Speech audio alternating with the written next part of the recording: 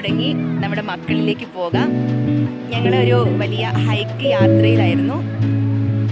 ഇപ്പം നമ്മൾ പയ്യന്നൂരിൽ നിന്നും ഒരിക്കൽ നടക്കാത്ത മക്കൾ എന്നൊക്കെ നമ്മൾ പറയില്ലേ, ബ്രെഡും നൂഡിൽസും മാത്രം കഴിക്കുന്ന കുഞ്ഞുങ്ങൾ എന്നൊക്കെ പറയാറുണ്ട്. പക്ഷെ ഇതൊക്കെ ഒരു തെറ്റിദ്ധാരണയാണെന്ന് ബോധ്യപ്പെട്ട നിമിഷമായിരുന്നു.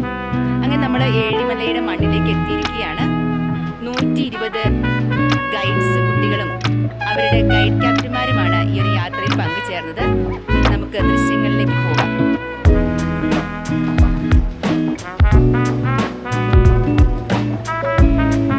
ഏഴിമല മൊന്തരാരി അച്ഛൻ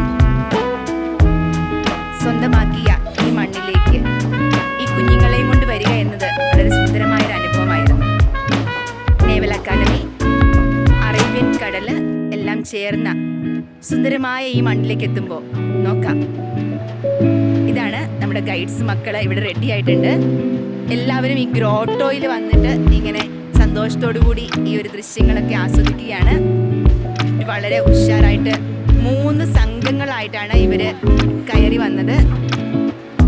ഇതുകൊണ്ടൊന്നും തീരുന്നില്ല.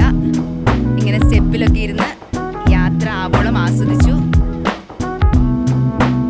രാവിലെ 6 മണിക്ക് 5 മണിക്ക് തന്നെ എഴുന്നേറ്റ് റെഡിയായി യൂണിഫോം ഒക്കെ ധരിച്ച് ഞങ്ങളുടെ ലക്ഷ്യം, ഞങ്ങളുടെ ഒരു ഉദ്ദേശം തന്നെ ഒരു തയ്യാർ എന്നുള്ള ഒരു മോട്ടോയോടുകൂടിയാണ് ആരംഭിക്കുന്നത്. അതിസാഹസികമായിട്ട് ഇവിടെ കയറിയിട്ടുണ്ട്. ഇതൊക്കെ മേലെയുണ്ട് ഒരു ടീം. അവരെയും കൂടെ നിങ്ങൾക്ക് പരിചയപ്പെടുത്താം. ഹലോ ഹലോ, ഇതാ